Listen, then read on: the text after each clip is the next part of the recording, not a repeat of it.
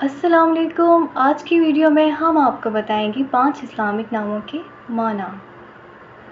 हमारा सबसे पहला नाम है नादरा, जिसके माना है नायाब, कामयाब।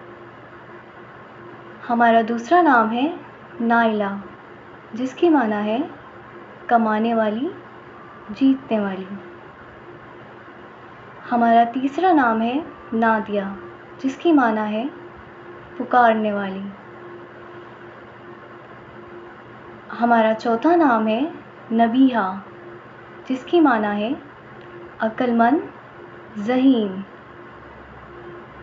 और हमारा पांचवा नाम है नबीला, जिसकी माना है खूबसूरत। वीडियो देखने का शुक्रिया। अपने नाम के माना जानने के लिए अपना नाम हमें कमेंट्स करें और चैनल को सब्सक्राइब करके बेल को दबाएं और वीडियो को लाइक करें, शेयर करना मत भूलें।